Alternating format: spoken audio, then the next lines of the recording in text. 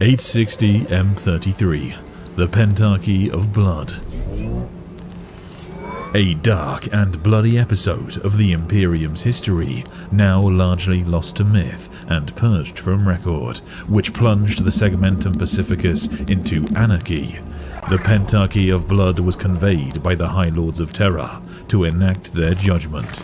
5 chapters: the Red Talons, the Death Eagles, the Carcharodons, the Flesh Eaters, and the Charnel Guard are used to systematically destroy 11 chapters of the Adeptus Astartes, judged Traitoris Perdita, and lay waste to their homeworlds, finally drawing the 8-decade conflict to a close. Hello everybody, welcome back to Terra. Today we talk about one of the most peculiar and, dare I say, beloved parts of Warhammer 40K's history, the War of the False Primarch. I am joined by Ben. Ben, are you good? I'm good. My camera fell over just as you started the stream. So while you guys were watching that awesome intro, I was scrambling to try and get this thing back on my monitor. So I'm doing great. Ben is back by popular demand, and so today I kind of tasked him with finding out everything he could find on the War of the False Primarch, because I have my theories. I know who I think it could be. I know who I'd like it to be, but I think it's better to have someone to go up against. And I know that this is something that not only do I get so many comments on, but I know the community more widely loves this topic. So today, we're going to take a look at the War of the False Primarch. We've already seen almost all of the lore we have on it, because it is literally basically like one small paragraph in an Imperial Armor Tome, but there is a lot to talk about in terms of what is going on in the background of this lore, who the chapters involved in the Pentarchy of Blood are, and of course, who could this actually have been? Who could have drawn 11 chapters to his cause? So let's start off talking about the Pentarchy of Blood itself. Let's start off with the Carcharodons, because they are sort of emblematic of most of these chapters. They are a chapter that is famously ruthless. If you're not familiar with who the Carcharodon chapters are, we can be very confident at this point in time in Warhammer 40K's lore that they are a Raven Guard successor, and basically what they are the sons of Corvus Corax, who were so extreme they were sent out into the void, exiled into the void, and they have lived as a chapter in the deep void of space pretty much ever since.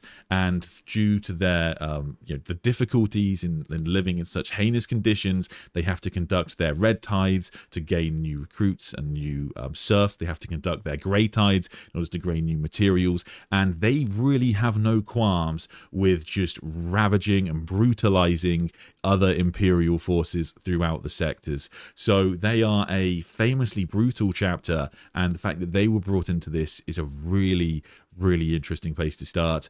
Ben, over to you. Yeah, so the Carcharodons, or the space sharks, I think they're really, really cool. The first thing that anybody will really see is just the big boy, Tyberos, and the question of why is he so big? But yeah, their lore is really, really fascinating. You mentioned the whole connection to the Raven Guard, but there's a lot of theories about them and what the true heritage of their gene seed is. And I've seen theories about people saying that they're a mixture of Raven Guard and Night Lord and maybe some other stuff. They're famous for having black eyes, I'm pretty sure, and they're very pale. So those are both kind of Night Lord and Raven Guard characteristics. And yeah, they operate way out at the far bounds of space, near the very edge of the known realm. And they'll just come back every now and again and just absolutely destroy anything in their path. And something that they're kind of known for is that there'll be an engagement. They'll show up. Nobody will recognize them or know who they are. And they will transmit, I guess, authorization codes or codes identifying themselves, and they're ancient. And people have to kind of run them through the systems, and they do check out. So they're a very, very ancient chapter, very mysterious, but very cool. I think we can all agree they're very, very cool. Yes, it's pretty clear cut that the Carcharodons are Raven Guard, but yes, I think people see Tybros the Red Wake being a big boy, and they go Primarch. I think that's basically what happens. The lore is that he's just a big boy. That's all it is, and I think that's fine. I think that's good lore. As much as I love Corvus and he is my favorite Primarch, he did really discriminate against his Terran-born sons, and I mean it's kind of a consistent thing throughout the Primarchs. A lot of the time when they come in, they'll kind of show preferential treatment towards the recruits from their homeworld. But Corvus really didn't like his Terran Raven Guard when he arrived to be reunited with the Legion.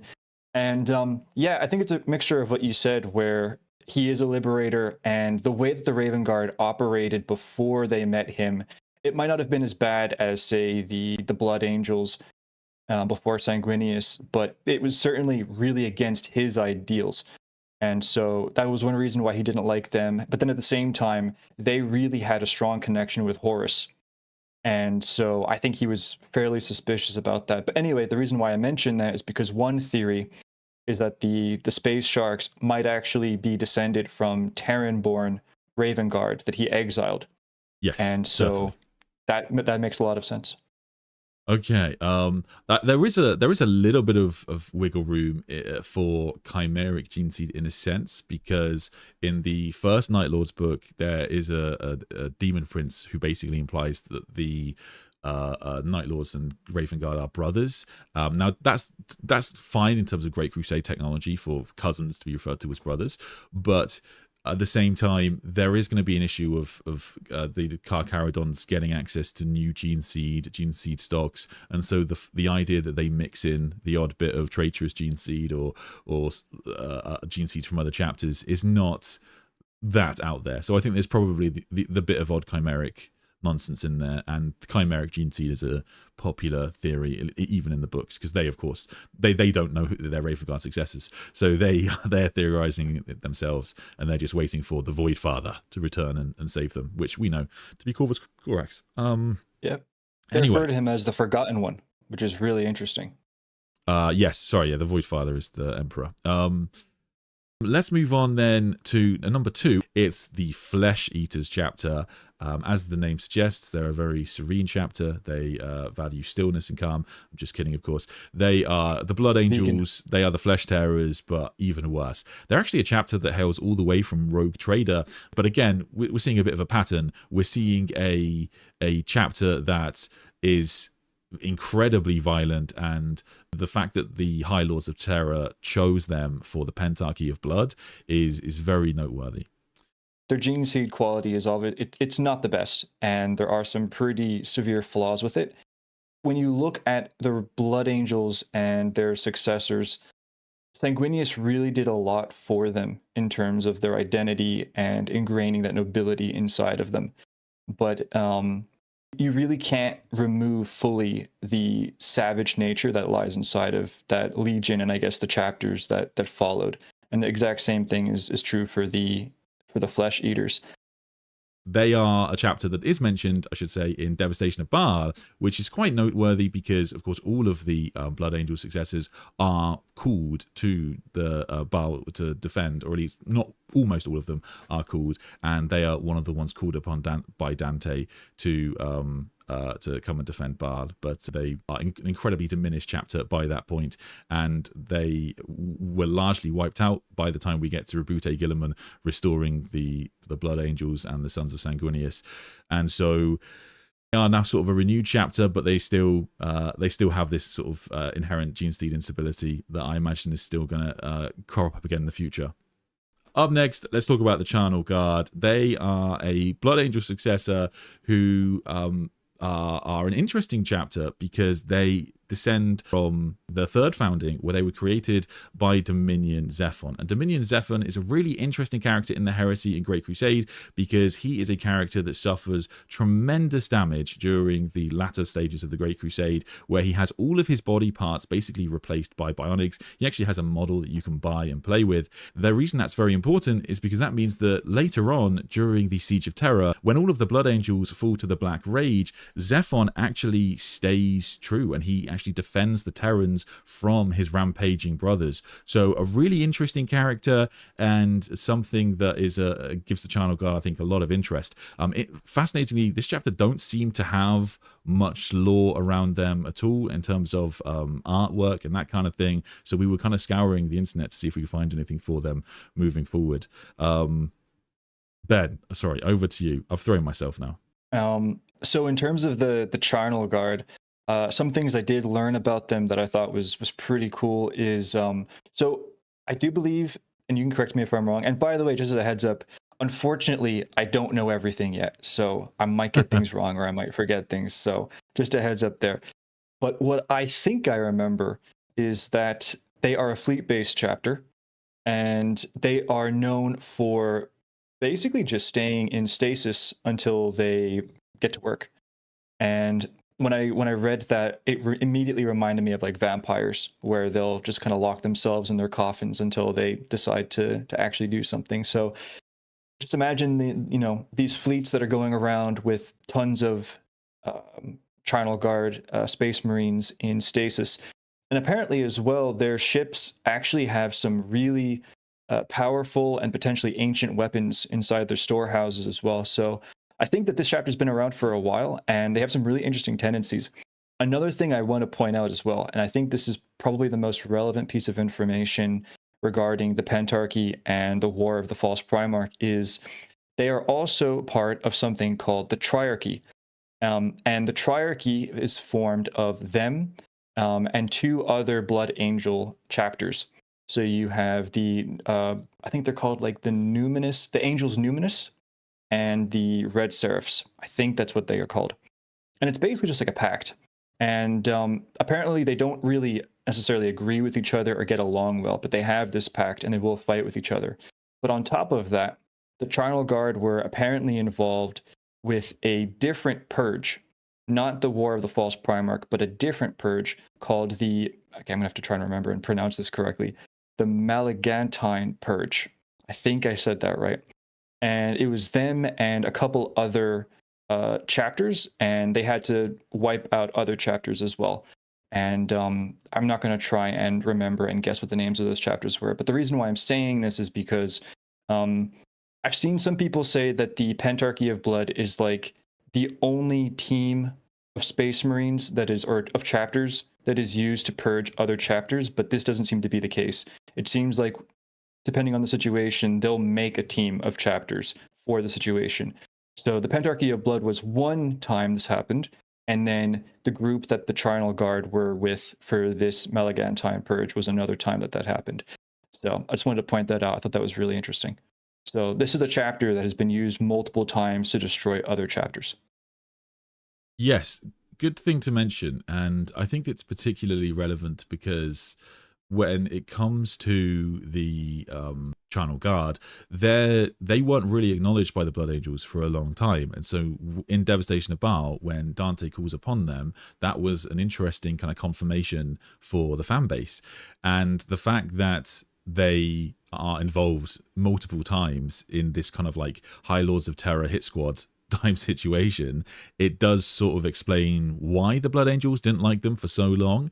And yeah, I guess I wonder if bygones be bygones at this point, but the Blood Angels aren't really going to like successor chapters too much, who are showing loyalty more to the High Lords of Terror and the bureaucrats within the Imperium than just to the Sons of Sanguinius. And the chapter master of the Blood Angels isn't, he's not Azrael. He's not actually secretly controlling a whole legion sort of thing, but he is still the chapter master of the Blood Angels, who generally speaking has due reverence from all of the successors. So yes, it is an important point to bring up that this is sort of in their history, and like the idea that I think it also is important to remember, because it's not like this is something that's set forever, right? Like when we see the Carcharodons in their books, they're not always operating on orders from the High Lords of Terror. It's not something that's just always going to be their law. It comes up as and when is needed. So yeah, good point to bring up. Up next, we've got a fun one. Because these are probably the chapter I think people theorize around the most in this list. We're going to talk about the Doom Eagles chapter. So when it comes to Death Eagles. I keep saying I kept saying Doom Eagles when we were preparing for this. And I said it again. The Death Eagles chapter. And the Death Eagles chapter are noteworthy because their color scheme kind of changed from the early edition of Warhammer 40K. So when they first were created, they had this kind of pink and white scheme that's pretty cool on the left. And in the modern artwork, they more so have this black scheme. And there's not a lot of pink in the loyalist sides because of the Emperor's Children arguably not being the most loyalist of legions.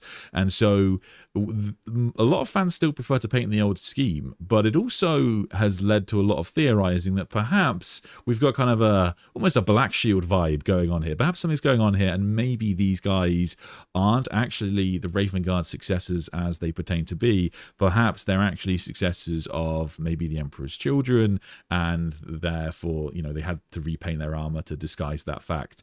But certainly, you can see their sigil, that you can see their armor, modern armor. They do look relatively Raven Guardy, but perhaps the lady doth protest too much, and secretly they are actually Emperor's Children.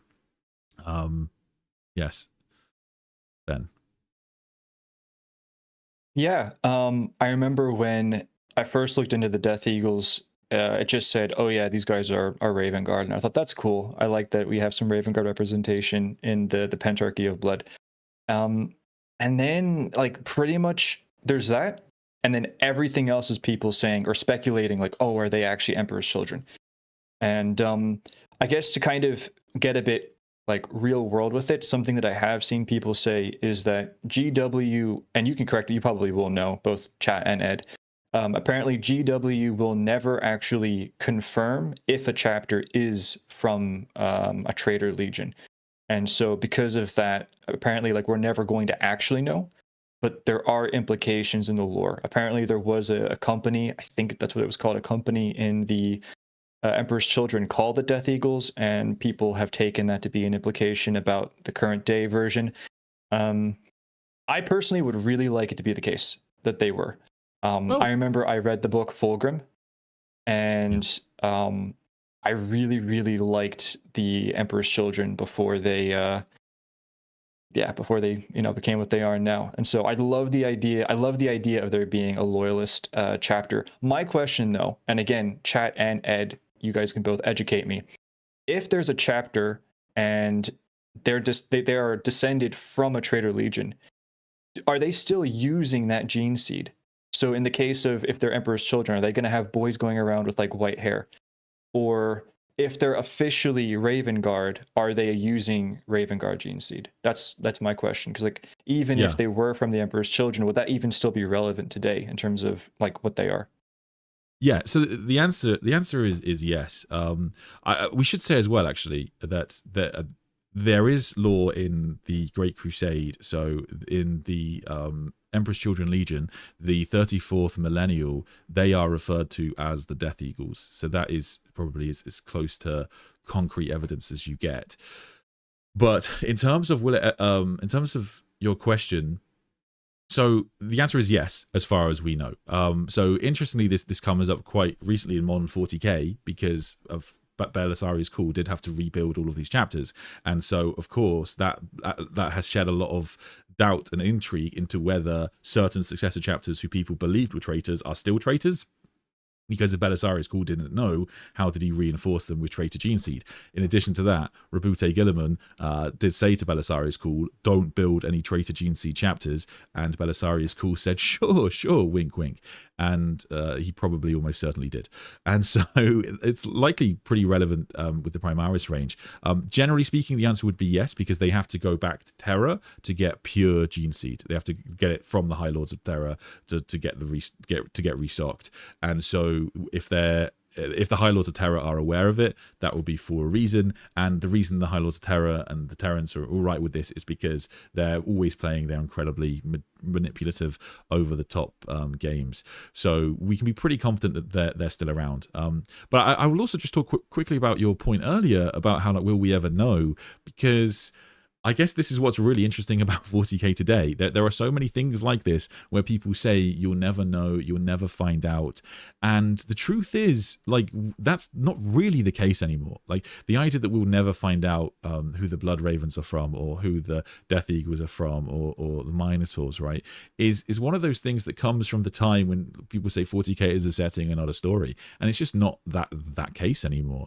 Games Workshop are making a lot of money from pushing the story forward and pulling more and more people into the fan base. And so I don't think you're going to see them be revealed thick and fast. The Exorcist chapter, the one that has come up very recently. So in the recent Exorcist novel that came out by Robbie McNiven, in that, they actually confirmed concretely that the Exorcists are an Imperial Fist successor chapter, where it was often theorized that they came from the Word Bearers. And the reason we knew that is because basically one of the Exorcists, his gene seed is the gene seed of a previous Imperial Fist who had fought against a demon who recognizes that within this Exorcist. So it's confirmed now that they are Imperial Fists, which is a really interesting explanation there. So it also is a cool way to start it, because it does tell us not everybody is necessarily going to be from traitor gene stock. Some of them might genuinely just be a bit odd, or just a bit strange.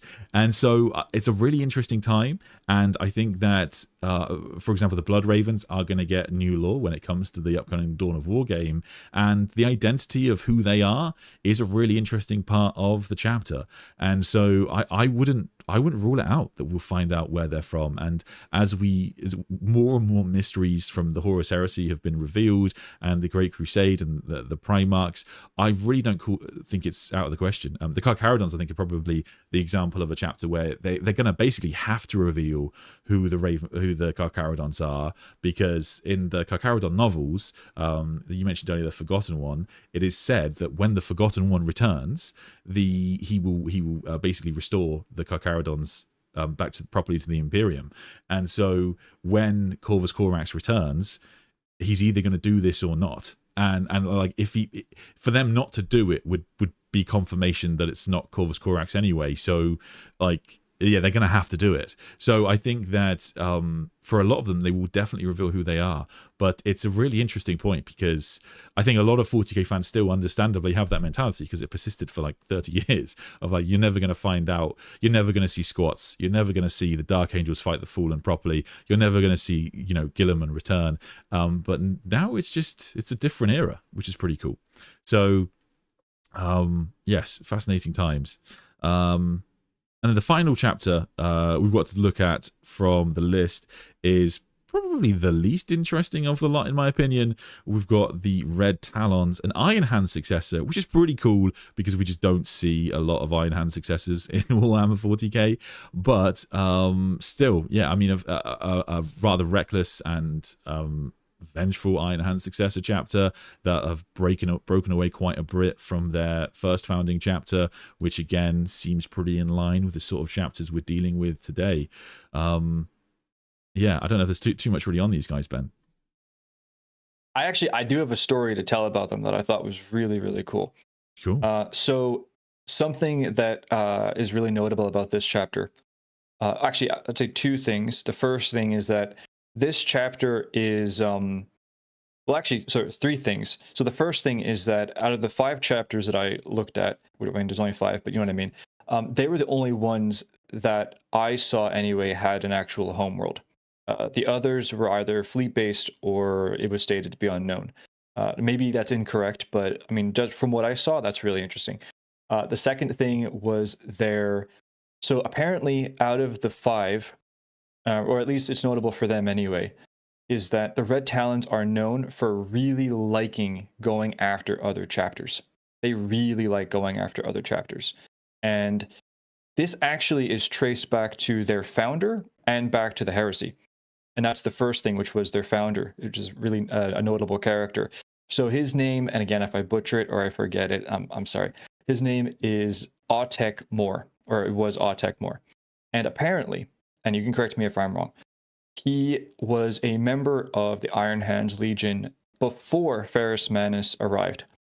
And apparently the two of them didn't really get along, but he served as an Iron Father in the Legion, and he served with, I suppose, dignity and with honor. And the key thing here is when Istvan 5 happened, and just for those who don't know what Istvan 5 was, it was when you had the traitors properly reveal themselves, and you had the I'm gonna butcher this, but you had the Raven Guard Salamanders and the Iron Hands pretty much get ganged up on by everybody else. Autek Moore and his cruiser, which was called the Red Talon, wasn't actually there when the fight began. They arrived after the traitors revealed themselves, and we had this huge space battle going on, which, spoiler alert, it didn't really go well for the Loyalists. And he was determined to try and get to the surface to try and help his Primarch. And he actually managed to get through the, all the chaos and get close to the surface, but he was forced to avoid it and make an escape because the ship was damaged. But he was able to escape. And when the ship eventually exited the warp, it was kind of a chaotic escape. They ended up on the doorstep of a world. And again, if I'm butchering this or I'm getting things mixed up, I know people will correct me, but I apologize in advance. From what I can remember, they ended up on the doorstep of a world that had actually sided with Horus willingly. And they were pretty undefended. And so you can imagine, right, you have this ship that's full of really, really angry Iron Hands from Istvan 5 arriving at a traitor world. It went as well as you could expect. And long story short, they nuked the whole place. So I thought that was really funny. But anyway, the Red Talons are named after their founder's ship, the Red Talon. He, I suppose you could say, survived Istvan 5, and he led his boys during the Horus Heresy as one of the many Iron Hand surviving warbands. And afterwards, after the Horus Heresy, he founded the Red Talons chapter, and they're one of the more vicious Iron Hands successor chapters. And like I said before, they really, really like attacking and fighting other chapters that have gone rogue or that are heretics. And so, yeah, the 5 chapters of the Pentarchy of Blood are brutal, but these guys really like killing other Astartes. And that traces back to their founder and to the heresy. Again, that's a bit of a ramble, and if I got anything wrong, I apologize. But I don't really like Iron Hands. Again, my only real experience with them is actually from Fulgrim, when they're kind of briefly introduced, and I wasn't the biggest fan of them from what I read, but going through the lore of this chapter, they're pretty cool. I think they're pretty cool. Ed, you can correct me if I'm wrong in anything, or if you have anything you want to add, go for it. No, I think that's pretty good. I think Moore is an interesting character because he sort of has a arc that flips. His only real lore is in the Black Books, so there's not a lot of like what's the phrase, like prose writing of him or whatever, or POV stuff. But it's an interesting one because the Black Book says that when they originally thought he might be like some traitor, or sorry, might be not an Iron Hands. There was like doubt as to which. Well, that's true. That was another thing. Which legion he came from, and then he turns up late to Istvan, and so it's like, oh, okay, so this guy's gonna like side against the Iron Hands, which you're sort of looking for when you read the Black Books. All of the loyalists that are on the traitor side, the traitors on the loyalist side, all of those are pretty interesting. But then he just becomes especially savage and. Basically, there's no innocence in this war, and just anybody who's not clearly on the side of the Emperor is getting purged, basically. So he is. But I think certainly yes, we can definitely see the pattern here with all of these 5 chapters. I didn't really expect us to cover them for this long, really, but they are all pretty interesting, and they all have their own little lore around them, and a lot of their lore goes back to the heresy and their deep hatred of traitors. And so the idea that these are the 5 that we'll put together to deal with these 11 chapters who are now loyal to the false Primarch is noteworthy. I mean, the fact that there's only 5 of them is kind of crazy. Like, 5 chapters versus 11, it's an interesting one. But maybe they're just that good. They're just that good when it comes to dealing with traitors. So it's kind of amazing. In terms of who was on the loyalist side, for most of 40K's history, we haven't really known much about them at all. But I do think it's worth mentioning, because this is what actually spurred on this topic for me. In a recent White Dwarf that came out, we saw the army of the Jade Talons being covered. This is created by this guy Adam Staincliffe, who works for Games Workshop, and you can see it here. It was covered in White Dwarf 515, and it's one of the few times in Warhammer 40k's history where we actually get lore covering the War of the False Primarch, and it's like, as you can kind of tell, it's sort of, I don't know if I would really call this canon lore, because it's not coming from like an author or coming from a lore person, but it is coming from someone who wrote for Games Workshop, and it's just a pretty cool example of somebody who has like based their chapter around the War of the False Primarch and the deep hold it has in our community. Now his lore, and you can read the White Dwarf for yourself, but his lore is largely based around the Jade Talons having a deep desire to reconnect with Jagatai Khan. For the White Scars and a lot of their successor chapters, they are not as intensely focused on the return of their Primarch, at least until we get to modern 40k, compared to a lot of the other loyalist chapters. And so the fact that they are, according to his kind of homebrew lore, ended up drawing them into the War of the False Primarch, which certainly suggests in his mind, whoever it was that claimed to be the False Primarch was at the very least claiming to be Jagatai Khan. So yes, a pretty cool piece of lore. I don't know if you had time to read through this White Dwarf, Ben. I read the most of the lore that was relevant to the Jade Talons. It's funny because when I was reading up on the War of the False Primarch, whatever the one page was, it just included the Jade Talon stuff with the rest of it. It didn't really talk about like the context of where it came from or anything like that. So when I read that one part about the Jade Talons, I kind of was a bit freaked out. So I'm like, this is huge. How come I've never heard this before? How come? And then what I noticed was that a lot of the videos on YouTube that people had made were made before that issue of the White Dwarf. Like, is this canon? Like, if it's in the White Dwarf, is it canon? Because I don't want to create a whole theory about it and think that I've made this grand discovery and then it ends up not being that. Of Jagatai personally, but we going straight into theories, are we? Sorry. No. But what I'm saying is, like, I don't think that's the case. But my opinion on this stuff with the Jade Talons is, from what I could see, it seems like it was a fan who made a chapter, and they got featured in this thing, and it's more so him just sharing his passion and like the way he painted them, and he's like, oh, by the way, here's the lore that I made for them. So I'm not really buying this as canon lore. I'm not taking this and running with it, if that makes sense. So I could see it being like a plausible thing for what would make a chapter want to join the False Primarch, but I'm not viewing this as like actually credible lore, if that makes sense. Yeah, that's fair. I mean, yes, I mean, he's definitely a phenomenal painter. Definitely check out his Instagram if you're interested. Yes, I found him earlier today, but yes, I think you're pretty much right. I don't know the degree to which to take this seriously. For some reason, it won't let me follow him on Instagram, but it's because I'm on PC. But yes, I think it's certainly something you have to take with a pinch of salt, because it would heavily imply that it is actually Jagatai Khan or someone pretending to be him, which is perfectly fine as theories go. But I don't think it's actually going to be totally canon Warhammer 40k lore.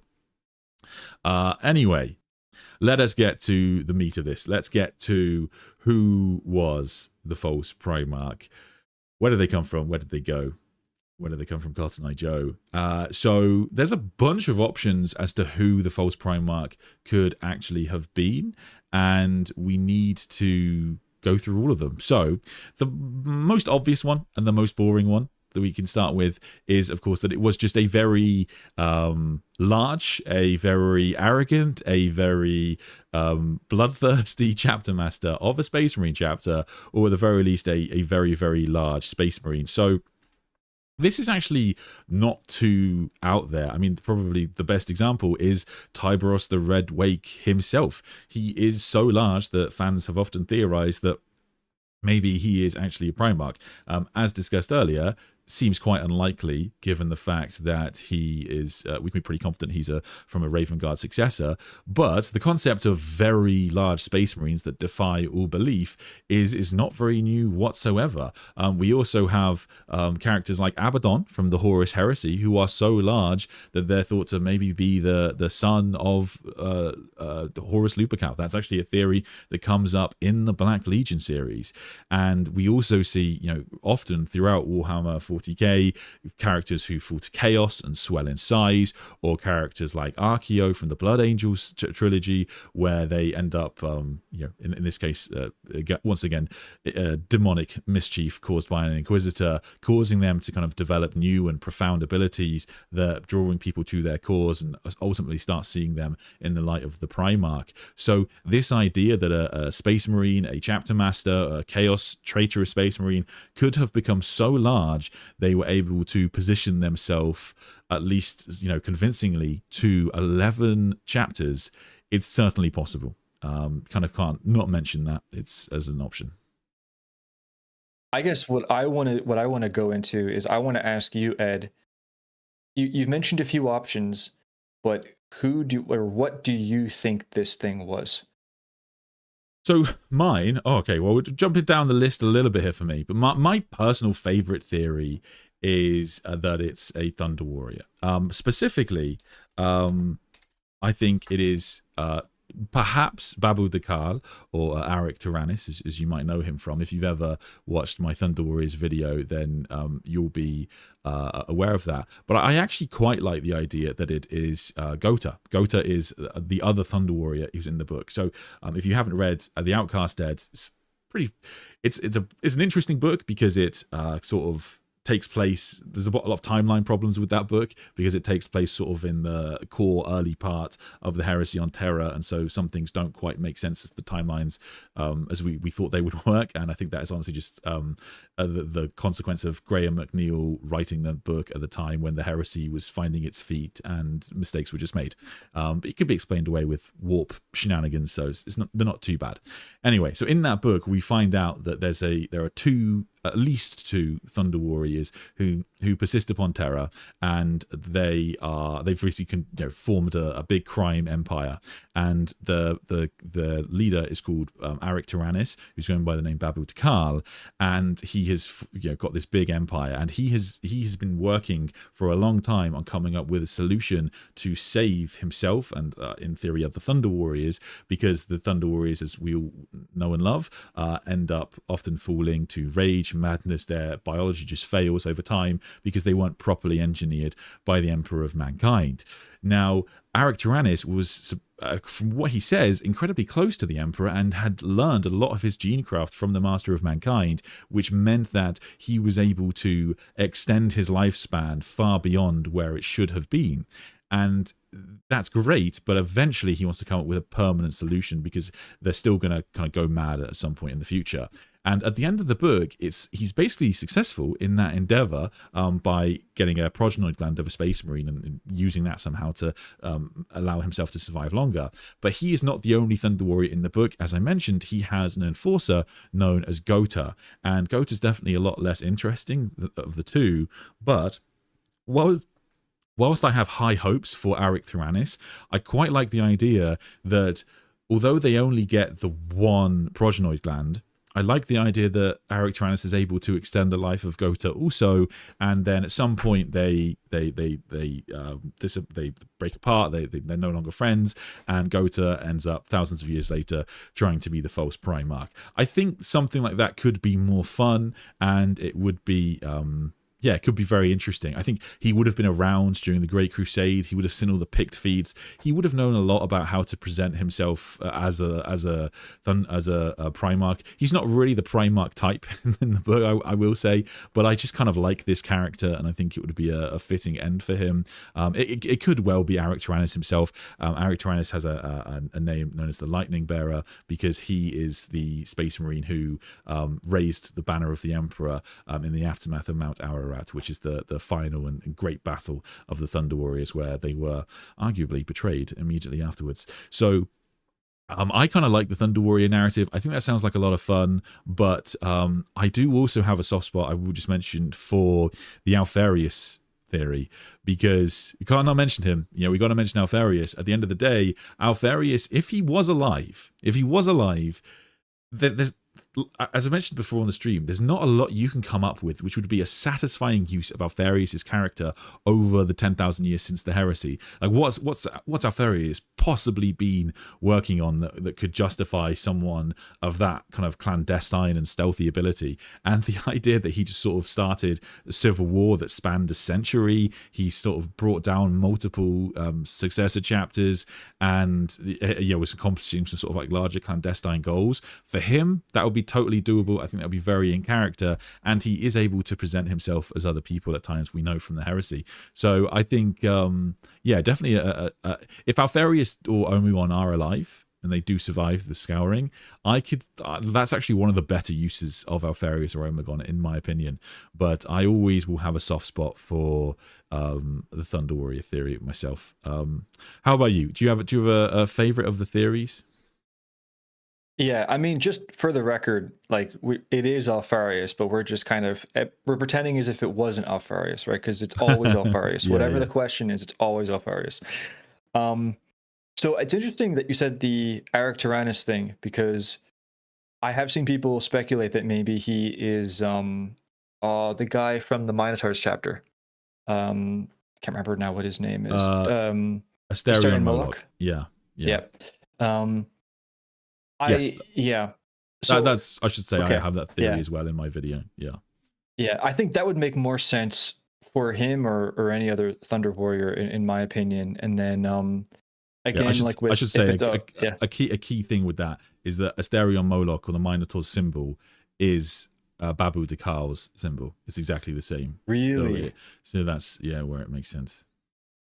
Okay, that's good to know. I didn't know that. So I've spent like a lot of time ever since like Ed and I, like, we decided we were going to do this stream. I've been really trying to figure out, because like I love mysteries. I love trying to crack mysteries and trying to figure it out. And I go really deep into this stuff.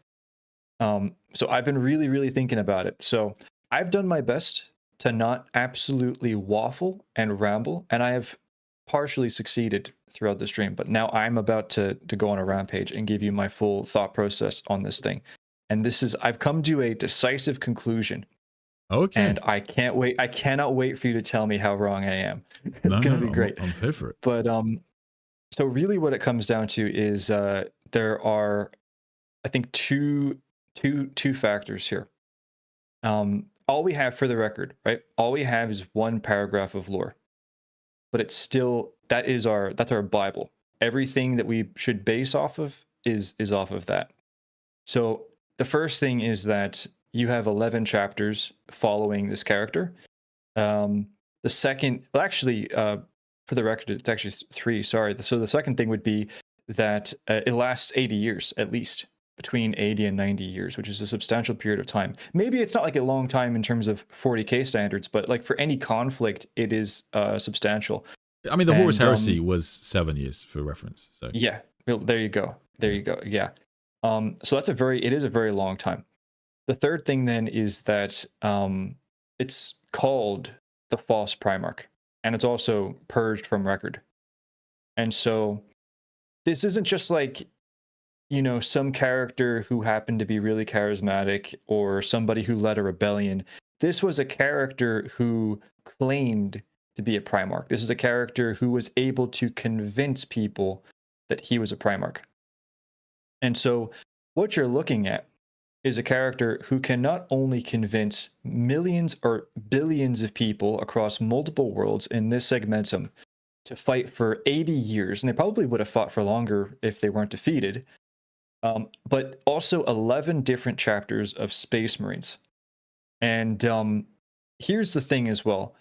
People are really gullible, but a Primarch is something that's really, really hard to not just convince somebody that you're a Primarch, but then to get them to fight for you for 80 years. And the people have one, I think, reason for this, and then the Space Marines have a different reason for this. So something that I haven't seen anybody mention and maybe somebody has mentioned it, but I think a really important factor here is that this is after the Horus Heresy. And so you have the imperial faith and the cult around the emperor and the Primarchs as demigods. That is a big thing. And so I know that I know that this is a setting where some people don't even believe Space Marines exist. Just to clarify, mate, and, we do live on Terra for the we do live on Terra. People watching. We do yes, this is streams directly from Terra. Everyone should be aware of that fact. Sorry. Yeah, it's in the Imperial Palace. We're in one of Malkador's preserved ecosystems of ancient past. Yeah. Yeah. So people know who the Primarchs are. They even know that there were 20 Primarchs and not 18. And the last stream that Ed and I did was about Beckwin, and there's a whole poem that I don't know how true that will be. That will be purged information by this point. Sorry. Yes. Well, I'll explain that really quickly. So there's a poem about the 9 that stayed loyal and the 9 that fell. But then when throughout that series, when the idea of there being a lost Primarch is mentioned, Beckwin isn't really surprised by that. At least from what I can remember. She's like, oh, okay, it's one of the 2 lost. True. Okay. Inquisition is different to everyday people. Sorry, that's true. When you were saying they, yeah. I should say there's a big difference between what people know and the Inquisition would know. True, so, that's a fair point. Yes, you are right. They can theorize about it. But true. Yes, but they know the 18. They know which ones were loyal. They know which ones were traitor. Tough to say. It's an important distinction because it would depend on the part of the galaxy and it depends who you're talking about. Because in general, this sort of thing has been purged. So there's a book called The Emperor's Gift, which covers the aftermath of the First War of Armageddon, where in that basically there's a huge effort made to make sure people don't find out about Angron, and the fact that he is the Emperor's son is an important part of that. Because in the myth that's given in the Vault of Terror series and what the Inquisition generally pushes in the Ecclesiarchy is that the Emperor, the God Emperor, was once attacked by 9 devils, and so the Emperor created 9 Primarchs to fight against it. And so there are times, for example, even on Terra, there's an Inquisitor who finds a room. There's 20 statues. He's very confused. So this is really interesting because this is still 4,000 years after the heresy. And that's probably enough time for them to have wiped this from the Imperial record. Yes, but so yes, when you say they know, I guess there's a difference between the High Lords of Terror would know for sure. They would know, but the average Imperial citizens maybe not so much. So it's a really important point because the concept of them portraying themselves as the Lost Primarch is more of a challenge because a lot of the Imperial citizenry would be like, "What Lost Primarch?" Space Marine chapters would know, to be fair. A lot of them would do, or chapter master. Certainly chapter master rank would know. But interesting talking point. No. So my point with this though was that if a character showed up to be a Primarch, the general populace would know based off of even seeing the imagery and like stained glass windows and stuff like that. It's like, oh, I recognize you from that window. I recognize you from the paintings or the pictures, even if they're like idealized versions. And if they did know about the 2 lost, my assumption, if they did know, was that they were lost because they were bad. And so my opinion was that if a character showed up and said, I'm one of the 2, like I'm the 11th or I'm the 2nd, that wouldn't make people see them as a good character. They would say, no, you were bad. You were removed for a reason. That was my point about the general populace. And so I really believe if this is a character who's saying they're a Primarch, the general populace would need to believe they were one of the ones that they knew about in order to follow them willingly for so long. But then looking at the Space Marines are, okay, to be fair, you have the Horus Heresy, so they are kind of gullible, but they're not as gullible as the general populace. The weakness, though, and again, looking at the Horus Heresy, is the Space Marines' weakness when it comes to loyalty is their Primarch. And that's also what that person drew upon with the Jade Talons chapter, was they wanted to be reunited with their Primarch. And when they believed they had the opportunity, they were willing to go against the Emperor to do that. And so this character had to convince 11 Space Marine chapters that they were either their Primarch or that they were one of the loyal Primarchs. Because again, if like the Space Marines are 100% going to know about the Primarchs and which ones were loyal, at least more so, there's a better chance that they would know that. And also, that's 11, like you said, chapter masters. So that's 11 chapter masters that also agreed with this character. So I'm going to try and wrap this up because I know I'm rambling quite a bit. My opinion is that I think it had to be a character who was able to pass as one of the loyal Primarchs. That's my opinion. And so I believe it had to have been somebody who had to be the size of a Primarch and had to have the commanding presence of a Primarch and be able to pass as one of the loyal Primarchs. That being said, I don't think this was an actual Primarch. I don't think this was Alfari. I mean, maybe it was Alfari. I mean, whatever. And I don't think it was one of the lost Primarchs. My guess is I do think it was probably a clone. And I think it was a clone who did not have the soul of the Primarch. So did not have the aura. Because if people have said this, and I think they're right, if an actual Primarch came back, they probably would have had a much better chance with 11 chapters against the Pentarchy of Blood. And at the very least, they would have lasted a lot longer. So I don't think this was a full-on Primarch. I think this was probably a clone. But that being said, I want to take this a step further. I don't think this was any clone Primarch if it was a clone.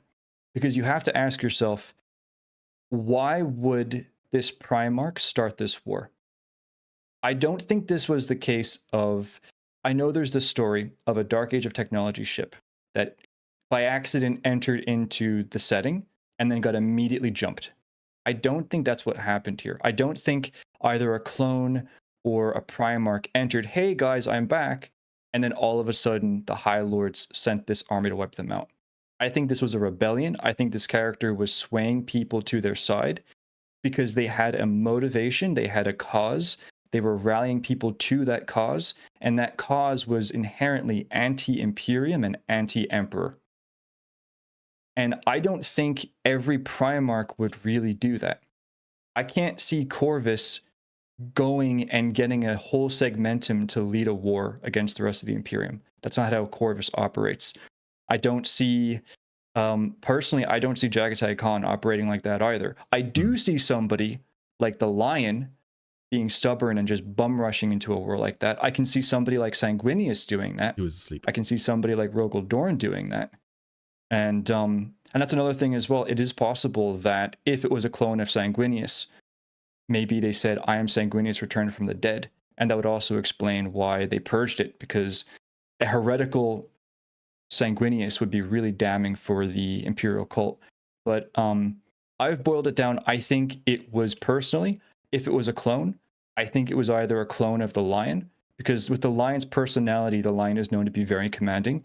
I could see the Lion commanding those Space Marine chapters, even if they aren't descended from the Dark Angels, which I don't think that's the case anyway. But yeah, actually, that's not, But I could see it potentially being Rogel Dorn, a clone of Rogel Dorn, and possibly a clone of Sanguinius. But if I had to guess, I think it was a clone who did not have the soul, obviously, and it was possibly the Lion. And I know that's really out there, and people are going to not agree with me, but nothing else makes sense, because this wasn't just a random revolt. This was a character who was able to convince people and Space Marines that they were an actual Primarch. They took an entire segmentum, or a large portion of it, and led a war against the Imperium for 80 years.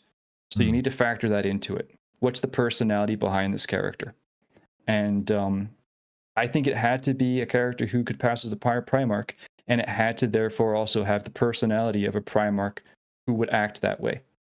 I know that's a huge ramble, but this is there's no right answer to this. You've covered a lot of stuff that we'll have to cover, so it's important. So, yes, I mean, the first thing that you did mention, and maybe I should start here, the most obvious, the one thing we have to address is, could it have actually been a Primarch, just a real one returned? Could this, I mean, it would be incredibly grimdark for Games Workshop to one day reveal that actually Jagatai Khan did return. He returned like 6,000 years ago, and then he got killed. Yeah, we killed him ages ago. Do we not mention that? It's totally possible. Seems unlikely, yes, from what you say. But also, if we have a look at the return of Guilliman, for example, Jagatai Khan just returning, first to the White Scars and then to Terra would have been enough to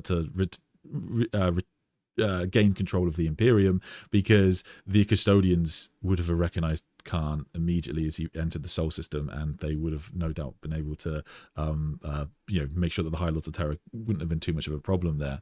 And as we see when the High Lords of Terror do revolt against Guilliman, so I think that it's pretty likely that they wouldn't have needed to do this if it was a real loyalist Primarch that had returned.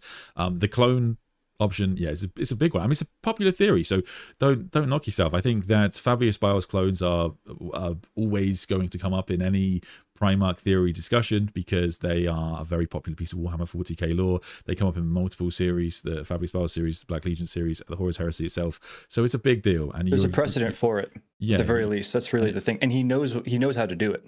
Yeah, and you're right to point out this idea of souls. It's a really interesting conversation to be had. It's still murky even today because when Primarchs ascend to demonhood, they sort of shed parts of their soul, and then there's the fact that like perhaps there is leftover bits of like Fulgrim that maybe made its way into Fulgrim. Yeah. But certainly, for example, if we have a look at the Fulgrim clone, he still has like those Primarch type abilities. He still has that innate being in his presence makes you love him. It's really hard not to love him just from being near him, and that's just like a Primarch thing that most of them have.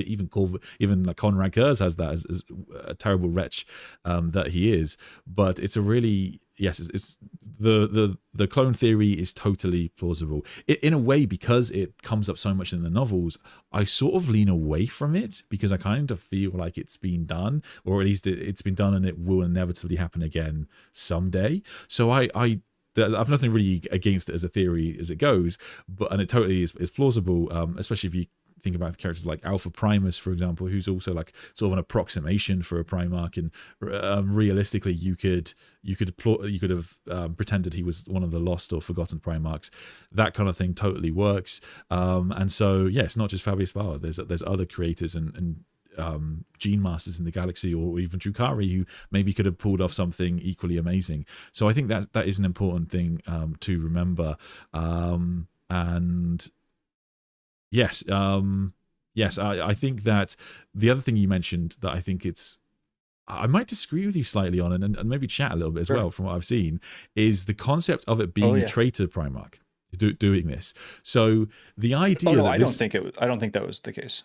Oh, sorry. Well, the idea that this is actually just Lorgar, it does kind of fit. So one of the things about Demon Primarchs is that although they have models and although they have artwork where they're generally portrayed in the same way, their image changes at their whim. So when Fulgrim fights Rogor Dawn in the Siege of Terra, he fights him looking like Fulgrim, the original Fulgrim. And so the idea that one of them could just take the form of one of their brothers, they might just think it's beneath them, so they wouldn't want to do it.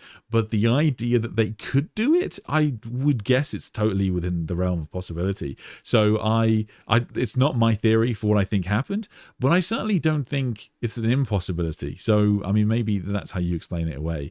But it's sort of one of the most interesting things about this theory is there's nothing I really lean towards, but it is tough to properly explain it because what you say is really right. Like, this is someone who brought 11 chapters to his side, and they will definitely know enough about Primarchs and the Great Crusade and the Horus Heresy to know that this isn't just a big space marine. This isn't just someone that's just like very large and very strong. Primarchs have something to them. They are demigods from ancient myth with incredible abilities. So they would have had to demonstrate something to this effect.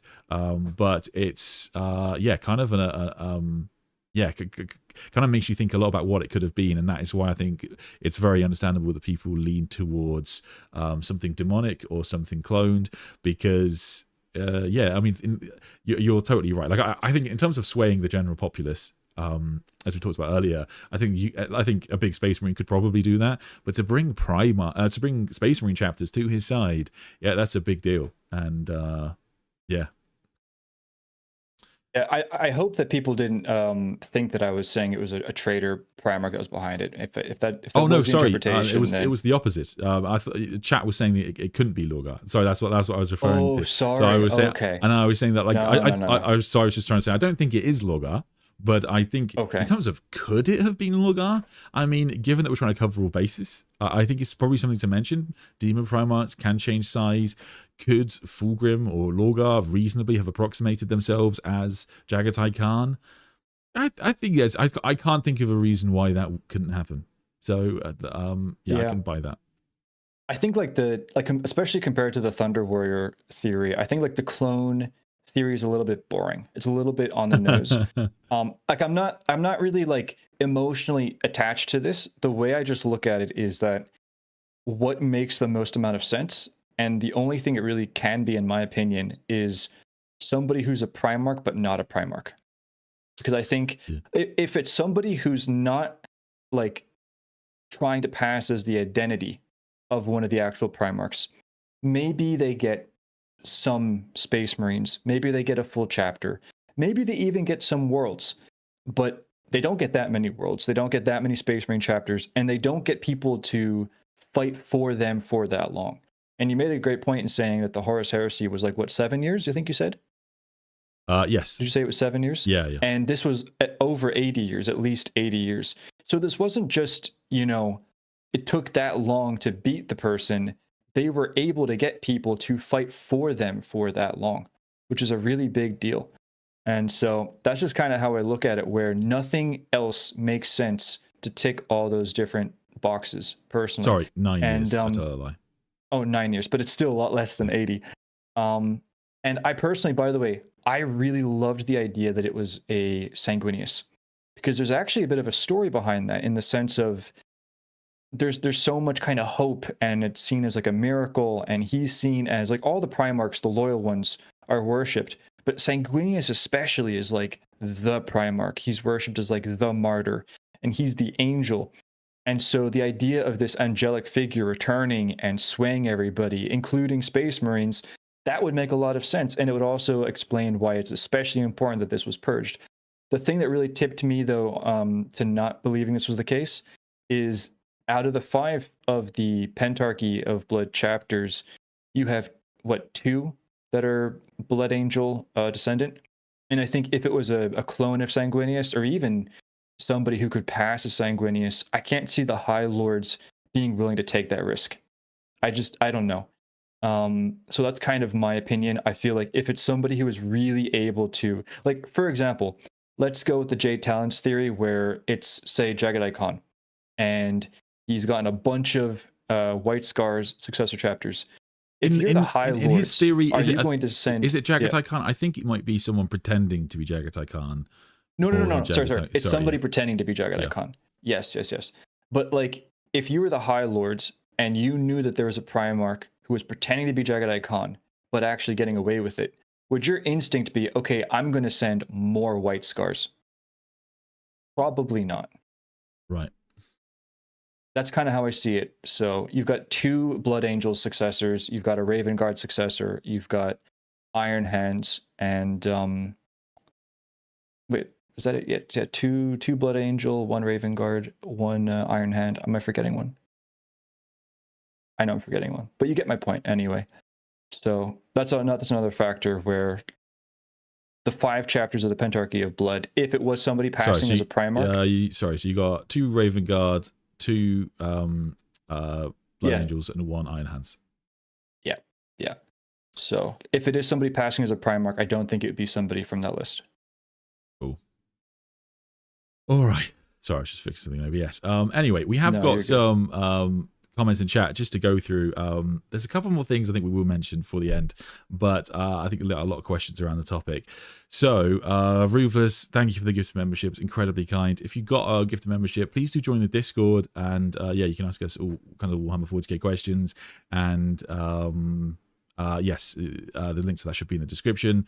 And then Shalexis, theory, it was Valdor's first try before the Warpy. I think that's I like first, that. I like that stream. So I guess this is pretty connected to what we were talking about earlier in terms of the concept of, could it have been a like in terms of like someone like Archeo who looked like Sanguinius because of a demon egg, but likewise Valdor or Valdor and the Eight or whoever he did it with have created blood angels in the like of Sanguinius. So once again, perhaps it was just like the blood angel Comus. Perhaps this was some blood angel created, experimented on by Constantine Valdor, and therefore he looks like a Primarch even though he shouldn't. I think as theories go, it's actually a pretty decent theory. But, I never thought about that. That's really good. First King in Yellow theory. Domikazi, what if it was one of Fabius Byl's Primarch clones that he couldn't corrupt and escaped or released? Definitely possible, and certainly fits with the lore we've had so far. The only thing that makes me slightly doubtful is that the Fulgrim clone is a big deal in the Fabius Byl series.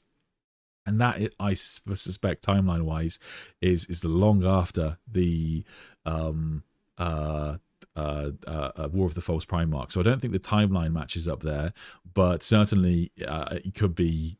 Fabius Byl can often abandon his projects. That's the other thing that comes up, is that once Fabius Byl is done with something, he just sort of moves on quite quickly. And so the idea that he was basically, he thought a clone had failed, and then it turned out it actually hadn't, and it survived. That actually, I think, could work quite well. So some discarded creation of Byl, I think, is pretty cool.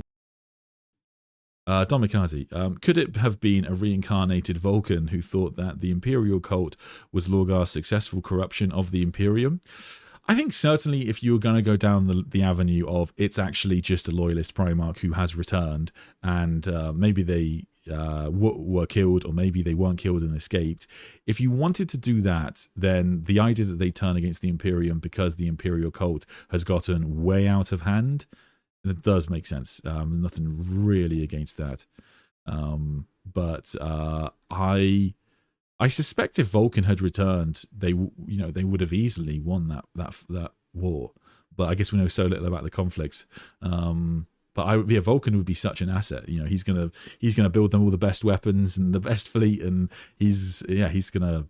If he's got 11 chapters to his cause, he's going to be a huge problem for, I think, the Pentarchy of Blood. I don't think they've got the firepower. I think the Charnel Guard have got access to a lot of Dark Age technology weaponry, but outside of that, I think they're going to be massively outgunned. Big Monkey King. In Death of Integrity, that's the book that talks about the returning Dark Age of Technology ship, by the way. We do know the Blood Drinkers actually were tricked by demons disguised as Sanguinius. So maybe it was Chaos messing around. Yes, great reference. So yeah, it totally could work that it is a demon Primarch, I think, pretending to be a loyalist Primarch.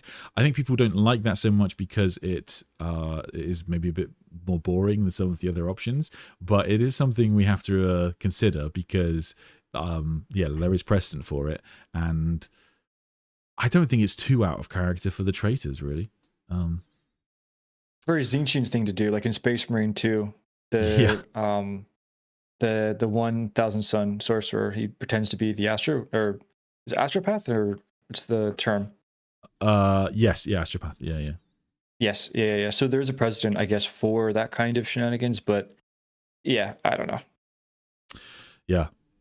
Apologies if this has been asked before. If you had to make a narrative surrounding WOTP, War of the False Primarch. Oh, there we go. There we go. Which chapter would you want to be the main narrative focus? I'd say anyone other than Sharks. Just because Sharks have so much lore around them?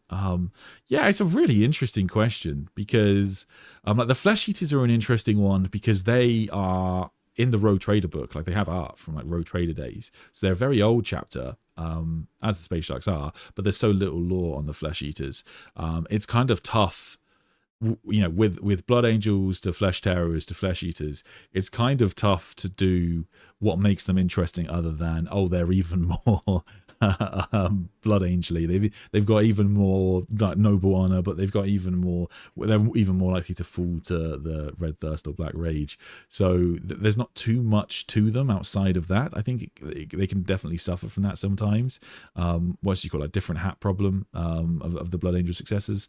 So Flesh Eaters would be really cool. Would be really cool. The Death Eagles, I mean, an Emperor's Children successor chapter is always going to be epic. I think people would really get a kick out of that.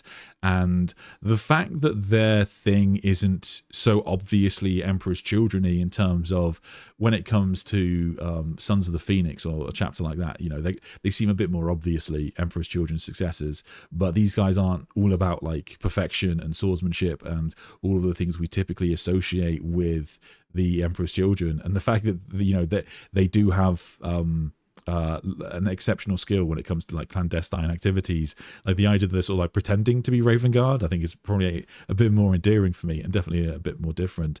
The Red Talons, I don't know if there's too much to really do with the Red Talons because like you spoke about earlier, Ben, like a lot of their lore is really in the heresy and the idea of like are they loyalist, are they traitor? We've sort of already done that with them, and so they kind of just are what they are now. And then the I think it's just the Charnel Guard I haven't mentioned so far. Yes, I mean I do like Dominion Zephon, so big fan. Yeah, that would be a really interesting one. Also, there's so little on the Charnel Guard. I don't even know if the artwork we have for them is their official scheme because yeah, there just isn't artwork for them. But Zephon is such a big character in the heresy, like he's a POV character multiple times, that I would have expected them to have more focus. So yeah, I'll probably go Charnel Guard. I think that generally sounds quite interesting. Ben, how about you? If you had to pick one of the chapters, yeah. I was thinking while you were answering that, like, what would I choose? We had that whole conversation about the Death Eagles and like the kind of debate that people have between whether they want GW to give answers or not. And I would see it as a huge opportunity if they did it focused around the Death Eagles, kind of to explore their heritage and to kind of reveal that it is Emperor's Children, and to kind of go through that, like where did that come from? You know, was it from Isfahan? Was it after Isfahan? When did that turn happen? What was their time like after the heresy? Their experience, you know, going through the last 10,000 years. And then if you're a writer and you're writing a book about this, you can add in some kind of drama where there's some kind of conflict where maybe another chapter of the Pentarchy figures out, or it's revealed or discovered their heritage, you know, that kind of stuff. There's room for really interesting storytelling there. And so I think I would choose the Death Eagles just because of that. I think it'd be really interesting. The Red Talons are just kind of like a bunch of Doomslayers, really angry dudes. So it's kind of, you know, Space Sharks are bigger Red Talons, but that are just quiet and not angry. So it's kind of interesting, but yeah. And then the Charnel Guard, they're kind of interesting. I didn't remember what you had said, or when you mentioned that they don't really get along with the other Blood Angels. I wasn't aware of that. And I think the same time, the whole thing about them going into stasis when they're not in combat or whatever, I think it's really interesting. Maybe you could do something with that, like it's revealed they're super ancient, or there's some secret behind their formation or their past. But now I just think in terms of, I look at it in terms of, if this was a book, what could you do with it as a story? And I think the Death Eagles just there's a lot of meat there for some interesting stuff. The Emperor split his soul. Some of the avatars of chaos are part of their soul. Could a Primarch have split to create a false Primarch? Ooh, perhaps, yeah. I mean, Alfarius and Omegon are one soul in two bodies, so yeah, there's that. Then you have Magnus, of course. There's the shards of Magnus, which are parts of him.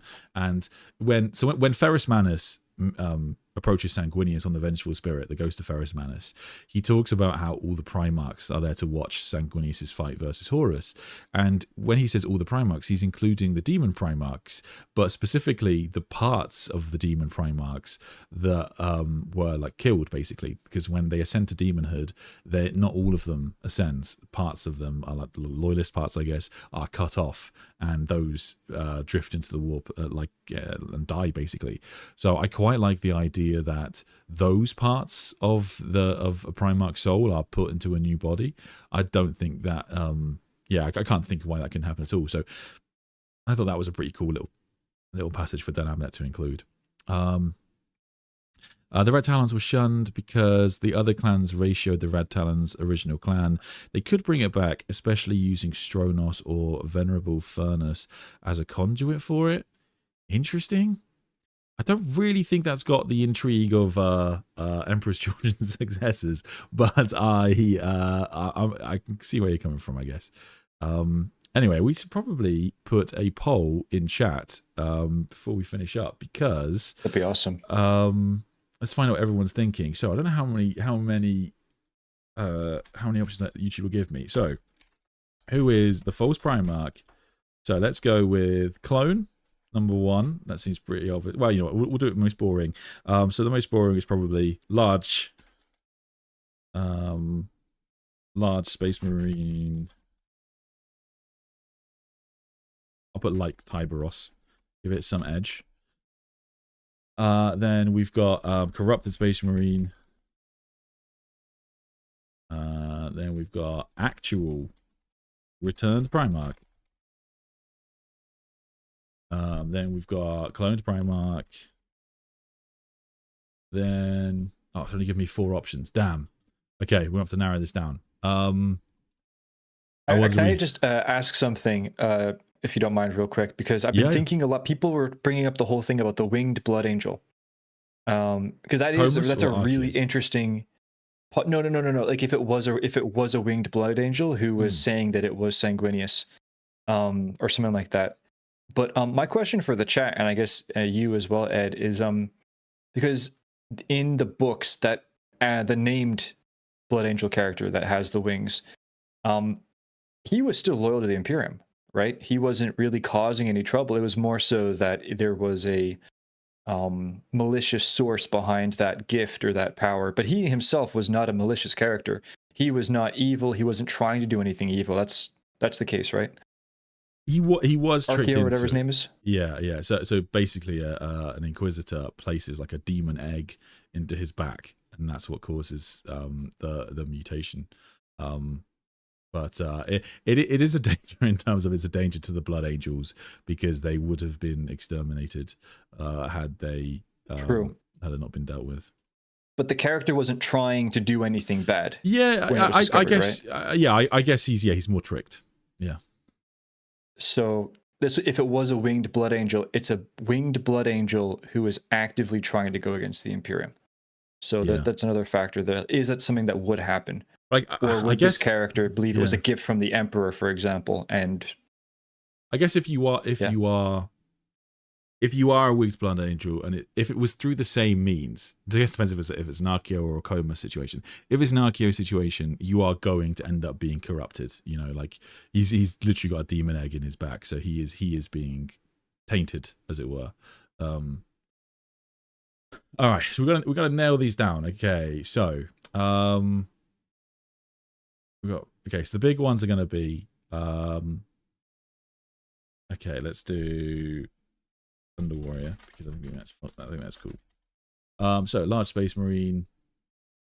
I'll put large / corrupted Space Marine. We'll put that. Large / corrupted Space Marine. Thunder Warrior, actual returned Primarch, cloned Primarch. I think those are probably the best options. Most likely options, but feel free to write something in. All right, chat. We'll see what we got. Could it be 3 Nurglings in a trench coat? Definitely possible. Interesting. All right, cloned Primarch is now pulled ahead. Thunder Warrior, hell of a rebound. Cheers, guys. Cheers, guys. I appreciate that. You don't have to vote Thunder Warrior just because I like the theory. I think the reason that I like the theory of Thunder Warrior, of like Babu Dakala, Aric Tyrannus, is because I think they deserve an ending. We were supposed to get an Aric Tyrannus ending before the end of the Heresy, or at least a follow-up, but we never got it.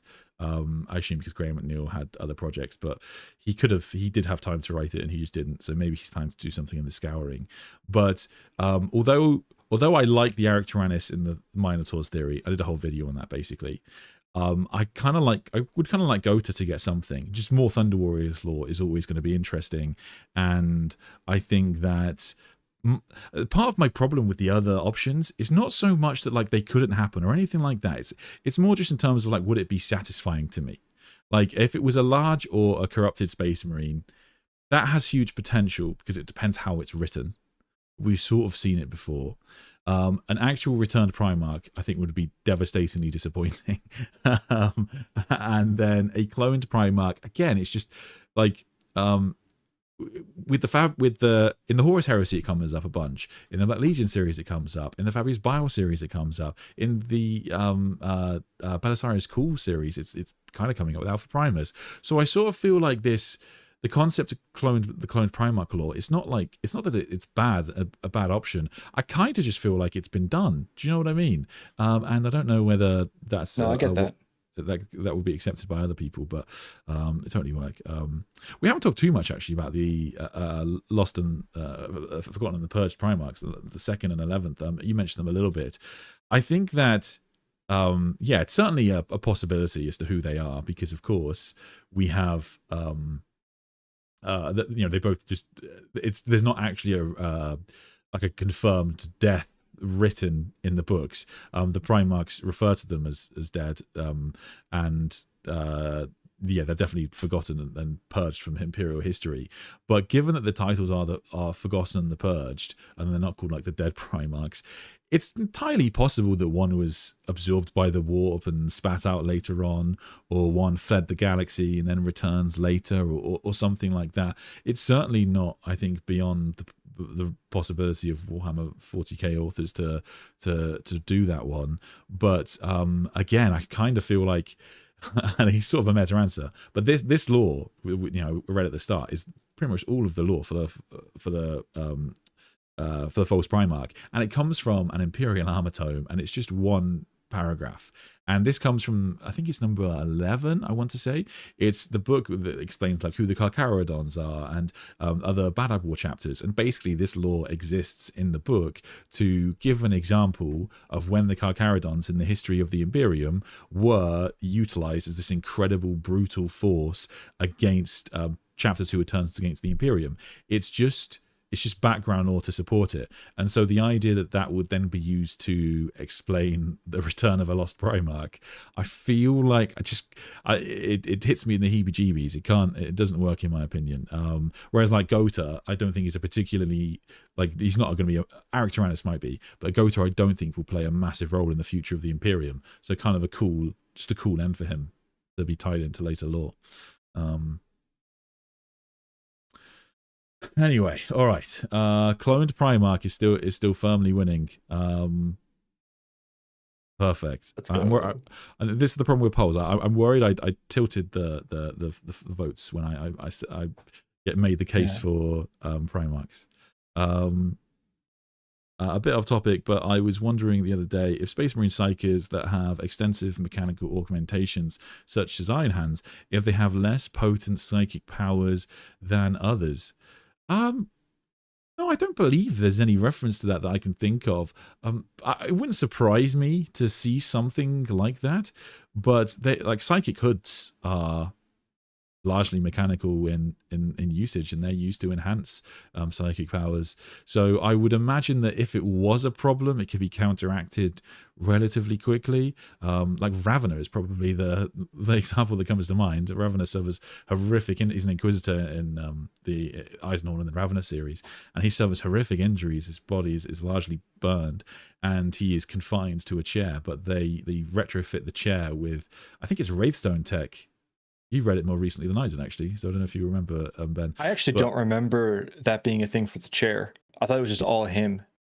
I'm pretty certain they put something into it, like a Wraithbone. So I have to look at the book. But yes, but he is incredibly powerful, just from the chair.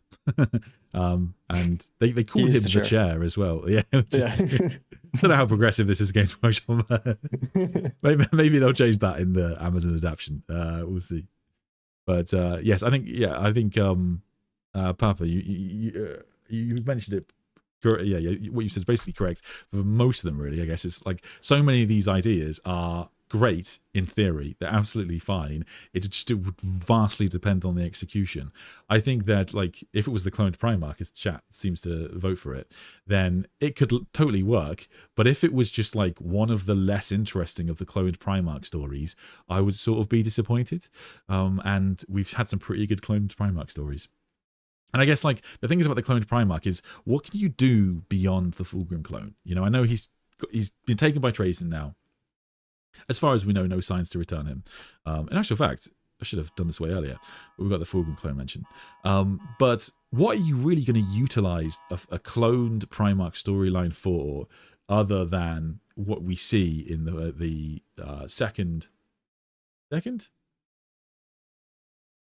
in the Fabius Bauer trilogy, where we see a cloned Fulgrim who genuinely poses as an alternative to Fulgrim for the remaining Emperor's children, and the fact that that's still out there, I just feel like it would not land as hard. But yeah, I guess yeah, it depends how it's written. Yeah, like I see the Fulgrim clone as like the pinnacle and the peak of what's possible. And I would like to think that he does have at least a part of Fulgrim's soul. Just because of the fact that Fulgrim is a demon Primarch now, and just the sheer, I remember, I think it was a video from you or a stream from you before, talking about just the sheer impact that the clone had on the Emperor's children. You have all these corrupted, beyond recognition, these corrupted Space Marines, and they see their Primarch and they weep and they just adore him. But they're also like, they see him as like their redemption in a way, which is crazy because this is the Emperor's children we're talking about. So I see that as like the pinnacle of what the clones can be used for. Off the top of my head, I know that you had the clone of Horus that Abaddon killed, and you know what's interesting is Horus is possibly, if not the most charismatic of the Primarchs, but he wasn't as powerful as a Primarch, this clone, and so Abaddon was able to kill him. I remember that Fabius cloned Ferrus Madness a bunch of times for Fulgrim, because after Fulgrim killed Ferrus, he would get these clones of Ferrus and would try and get the clone to join him, if I remember correctly. Or is that not canon? Yes. That is. It's relatively early in Terrace, actually. Yes. Okay. So yeah, he keeps having Fabius clone Ferrus, and then he keeps on killing the clone, because the clone always, you know, doesn't join him. The Horus clone is a bit more interesting because ADB did confirm. I can't remember the exact wording, but he did confirm like it was of a Primarch level. Basically, the important thing being that when Abaddon killed him, it demonstrated Abaddon. You know, like maybe he kind of took him by surprise, or got, you know, he did beat a Primarch character level being. Did he have Draconian by that point, or no? God Horus. No, he didn't. He does have the Talon of Horus, but the clone of Horus has a Worldbreaker, the mace. Okay. So so that's basically why ADB put that in. So it is supposed to be this ridiculously absurd feat. I think that it's pretty reasonable to assume a real Horus would have put more of a fight, but it is supposed to be an absurd feat from Abaddon to have accomplished that. So it's a weird one. I think that Primarch power levels are often they often can vary. That book's actually quite old, and like even for example, Rogel Dawn, you know, against like even just Psykers, he's in trouble. Still want the Lion to show up at Armageddon. It would be his first time there. Yes, it would be his first time there. Yes, funny reference to the fact that the Lion isn't at Ulanor during the Great Triumph, and that's covered in his Primarch novel. And of course, he's not around during the War of the Beast. So, yes, the Lion going to Armageddon, I suspect he won't do, just because it's pretty far from Ultramar, which is where he currently is, and that plot line will play out for a while. My gut says they have to resolve the Pariah Nexus campaign first to at least resolve Gilliman's part in it before Gilliman can then go back to Ultramar and meet the Lion. Like maybe just having the Lion hanging around Ultramar for a little bit will be interesting. But to me, Dawn of War is a real question, because Games Workshop have been pushing quite hard this whole like everything is canon now, the games are canon now, the new ones are, and so I'm hopeful that we get genuinely impactful Lion, Dark Angels, Blood Ravens lore in Dawn of War 4, because I think Games Workshop, they know what they're doing now. They know that stuff will go hard. Have you looked into the writers at all for that game, or if any GW writers have been involved with Uh, that project, like overseeing it or I, supervising or anything like that? I haven't. I haven't looked, but we can have a look. It's a good question. I think it was on Wikipedia, maybe. So John French, there you go. John French does pretty good. Is a pretty good author. I think that, yeah, he's a pretty consistent author for Warhammer 40k. I think that he is, the weaknesses with John French's books are sometimes they don't go anywhere, but often I don't think that is a constraint from himself. I think he is constrained by the boundaries of what Warhammer 40k is, and so he's often not able to push characters forward. But he does come up with some awesome and interesting ideas for his characters, and he can like write Araman, for example, to be much more interesting than you might just dismiss him as. So I think that should go well. So are you saying he's going to be involved in Dawn of War 4? Because I think he wrote the campaign. Saying? Yeah. Which also does. And do you think? Yeah. Sorry. No, I was just going to ask. Do you think that he's somebody who can write the Lion well? Like, do you think has he shown that he understands the character at all, or has he written other Primarchs well at all, or? I don't think has he written a Lion novel? Okay, he wrote Cypher. Okay, Cypher Lord of the Fallen. That was a very good book. So. Nice. Yes, in that case, actually, that is a good thing to remember. So the fact that he wrote Cypher, that's pretty hyped. The fact that he wrote Araman, and the fact that the Blood Ravens, I think the original creator wanted them to be word bearers, but I think modern day 40k has them more being Thousand Sons, in my opinion. And so the fact that he wrote Araman makes me think that it's not impossible we get genuinely meaningful lore progression for the Blood Ravens and the Lion as well. So. Could be interesting. I mean, if he wrote Cypher, I mean, could Cypher pop up in Dawn of War 4? Not impossible. He is out there, and if the Lion has returned, I can't see why he wouldn't go and find the Lion. I mean, that would be fucking epic. Could you imagine? That'd be so good. Can you imagine his cinematic? Oh. I would go mad. Just watch, just all of us, just to see where it's just like the Lion's just there, and then Cypher just pops out. That'd be incredible. But yeah, like I say, like the criticisms of his books are things like the Araman series not necessarily going anywhere, or Praetorian of Dawn kind of wrapping itself up, and like these sorts of problems are problems emblematic more of 40k, I think, than himself. So it's I don't know if I really hold them against him, but that's actually a great question. Now that's got me more hyped actually. The Dark Angels are just mad that the Elf Legion is stealing their traitors pretending to be loyalists under. To be fair, I think pretty much all legions have that at some point. I don't think you can really tie that to us. I think if anything, slightly bitter that the White Scars don't receive any flack for it at all. But I guess they all have bits on both sides. Maybe we can get another Sapphire King. Something like the Sapphire King pretending to be Ferrus Manus could be a pretty wild plotline to go down, so I would be up for that. I think that would be fun. The Sapphire King is born from Ferrus Manus's death, so there's a cruel irony there. What is the Sapphire King? So the Sapphire King is a demon in the Iron Hands series, where I think it's like specifically the pain and betrayal of Ferrus Manus upon his death. It creates the Sapphire King. Gotcha.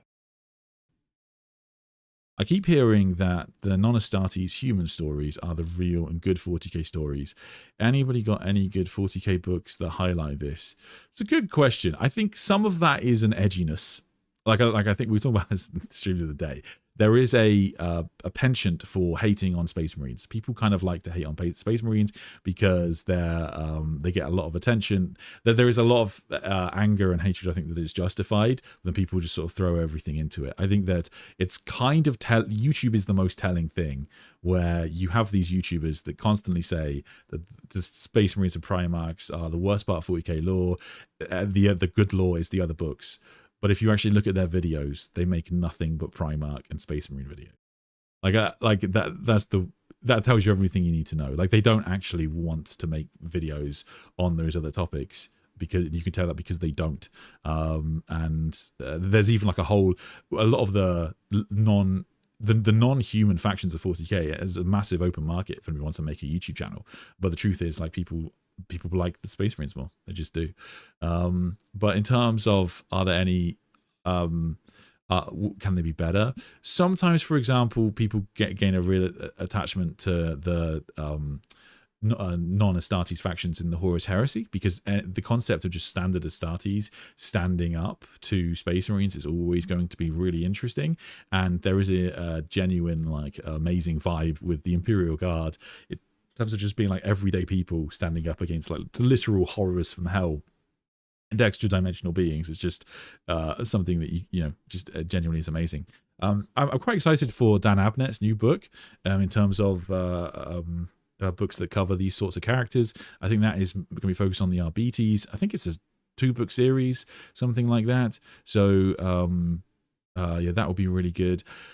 In terms of other like non-Astartes human stories, in terms of like recent lore, so I think Death Welder was pretty good. That's Katachan. Dominion Genesis was quite an interesting take on the Adeptus Mechanicus. Let's have a think. I mean, yeah, Space Marines. The thing is, Space Marines, people are right to talk about how Space Marines dominate the landscape, but that's more just because that's what people want than anything. Games Workshop is supply and demand. Eisenhorn, we've talked about quite a length on the channel. Very, very good series. The Caiaphas Cain, at least the first 3, I think are incredible. And Gaunt's Ghosts, mainly the first one, I think is just a really good book. So I definitely would always recommend reading those. And you don't have to go further if you don't want to. At the end of the poll, we have who is the false Primarch? Cloned Primarch 32%, Thunder Warrior 27%, Large Corrupted Space Marine 23%, Large / Corrupted, and then an actual returned Primarch is 18%. Interesting. Yeah, I guess I'm not too surprised by that. I can understand why the cloned Primarchs have such a hold on the 40k fandom, as does the War of the False Primarch. But yeah, I guess like I said, I guess I sort of feel like it's been done before, but it is always going to. It comes up so often. I literally have an alert for it in the stream, so I can understand that people genuinely just are obsessed with this lore. Ben, any thoughts on the poll? Yeah, I mean, Yes. It's like what I said earlier. Like, I'm not like, my take by the end of the day after thinking about it was that it probably was a clone. And it's not like I was emotionally like attached to it or anything like that. It's just I can't see what else it would be. And and during the stream when people were mentioning the Winged Blood Angel, that is a close enough alternative. And I've been really thinking about it as well, but I'm not quite as convinced. So yeah, I don't know. You're right, it has been done quite a bit. And so maybe for some people, or maybe even a lot of people out there, if it ever was revealed it was a clone, they'd kind of roll their eyes and be like, oh, well, it's just this again. But I don't know, man. This was a big war that covered a pretty sizable time frame. And the implications are that it was somebody who could really pass as a Primarch. And I just think I can't really think of anything else. Like, maybe in the comments, somebody will say like the X, Y, and Z thing, and I will be enlightened. And I never thought of that option, and that all makes sense now. But until then, I don't know. I can't think of anything else, man. Yeah. I don't know. I mean, in a way, it's such kind of classic 40k, right? Like it's like you say, it's a big war, like such a galaxy-defining thing you can imagine for the time, or at least the following, centuries. But there's so little lore on it. It's mentioned so fleetingly in one book that it's kind of amazing that it has the impact that it has. But that's kind of the way 40k goes sometimes. Numbers, dates, timelines, wars, they can be all over the place like that, and it's kind of amazing. Anyway, let's answer some more questions, and then we'll finish up. So, don't the Emperor's Children Marines have a sort of Slaneshi glamour that sways people? Maybe it was a messed up gene seed experiment psyker who could do something similar. Almost certainly that is a thing. Slaneshi glamour, yeah. That sounds like the kind of thing the Emperor's Children would have. I can't think of the passage, but it definitely works. I don't want the Imperium to suddenly get like 5 books and a short story. Also, I'm not sure that's reference to. Excited but apprehensive about the Dark Heresy using the Tyrant Star. I always felt like the Tyrant Star was a great mystery for campaign building. If they ending up boxing in its lore, I'll be a little mad. Yeah, I see where you're coming from. I think that the RPG is old enough now that it's probably safe to do this. But yes, I mean, in a way, it's super relevant for today because, of course, the Tyrant Star lore doesn't get a big deep dive in the Black Death Watch books. So at the end of or Dark Heresy books. So at the end of the day, it's kind of comparable to the War of the False Primarch, but maybe the War of the False Primarch will also get expanded upon in like a future RPG, which would be pretty good.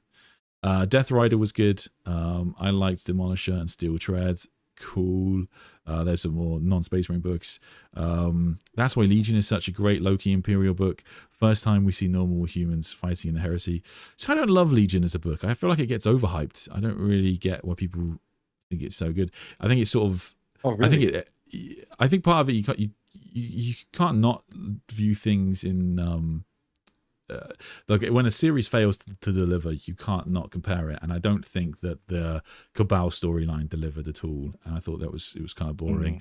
And I thought that the Alpha Legion, I don't think, although the Ingo Peck stuff is cool, I think a lot of I thought Alfarius's death, I think it could have been better. They didn't really. They go too big. They go too big. They make Alfarius have too much potential, and then it just doesn't land. And you should have not made him that big, have that big potential, or they should have done something more impactful for the actual Siege of Terra. No, I get that, man. Why do people idealize Fulgrim, clone Fulgrim? He was just as arrogant and self-willed as the original, therefore just as likely to fall to chaos. Yes, I think that is basically Fabius Bile's logic as well, is that he was going to go that way. And certainly he is very much of the mind after creating Clone Fulgrim that all Space Marines will tend towards damnation, so he doesn't really mind. Trazyn as the False Primarch isn't good work. The Silver Skulls Primarch, yes. I mean, the Silver Skulls are I think most likely Iron Warrior's successors, because like there's a really, in terms of like successor chapters from Traitor Gene Seed, there is this sort of problem that Guilliman will likely have in the Scouring, where when he returns home during the Horus Heresy, when the Ruin Storm is created, Guilliman is able to create kind of like a temporary Astronomicon using this Necron technology called the Pharos Beacon, and pull all of the loyalists to Ultramar. And when he does that, some of the traitors come also, and he does work with some, in particular Barabbas Dantioch.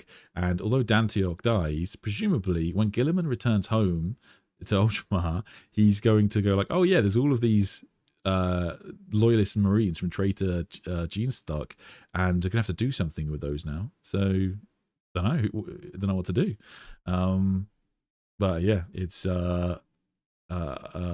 potential problem for him to deal with, and the idea that he just puts them into their own traitor successor chapters or loyalist successor chapters made from that gene seed, I think it works. So I think like given that he was such a big fan of, given that Dantioch served him so well, the idea that he makes the Silver Skulls as an Ultramarine successor in quotation marks, but using Iron Warrior's gene seed, it does work pretty well, I think. So yeah, I'm on board for that.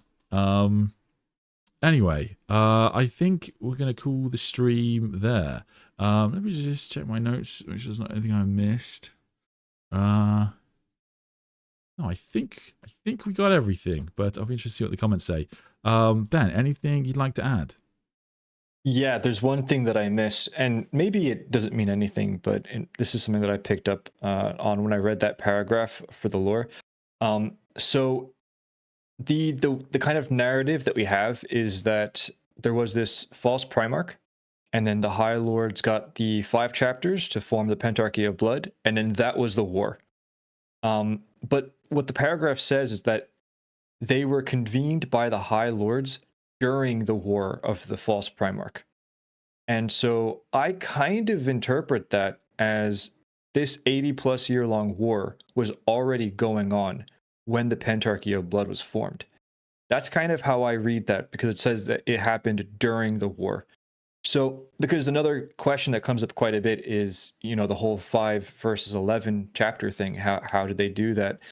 But maybe there's a chance that, depending on at what point during the war this was in, maybe the Pentarchy were the ones that just kind of finished them off. Maybe there were other chapters that were involved here and there, and they just couldn't get the job done. And I just want to point that out, because I think the way that this is always framed is that you had this false Primarch, you had 11 chapters, and then the High Lords got the Pentarchy of Blood, and then the two went at each other for like 80 years. But that paragraph says that they were formed during the war. So you could interpret that as this was already going on. So I just wanted to point that out there. It's worth mentioning. Interesting. Yes, definitely something to kind of bear in mind, because in terms of the timeline, it's a bit of a blind spot in 40K's history, of course. Sorry, M33. So it's a bit, it's an interesting thing to think about in terms of what the Imperium would have been like at the time. It's kind of in that transition period, isn't it? And I guess 2,000 years is a long time, so that a lot of humanity's history would have been forgotten by that point. But yes, interesting thought. Sandman, you say Carcharodons are Raven Guard successors, but Raven Guards are birds and the Carcharodons are fish. Have you considered that? I mean, can't argue with that. Perfectly fine. Anyway, let me do a wrap up. There we have it, the War of the False Primarch. So chat has voted cloned Primarch. I'm still going to ride for I think Gota and a Thunder Warrior Rebellion, because I mean they need more love, they need more lore. I think we want to see that, and so I hope if it ever gets expanded upon, that's how it is. But it is sort of amazing that we can have this conversation, and like this lore has such a grip on the Warhammer community, given that we are talking about just a couple of sentences here.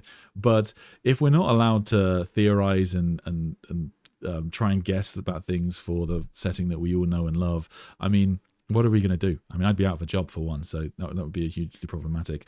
But let us know in the comments, what do you think? What do you think? You know, like Ben mentioned earlier, that there's so much missing information around the War of the False Primarch. In your headcanon, how does it play out? And who do you actually think the False Primarch was? We'll see you next time.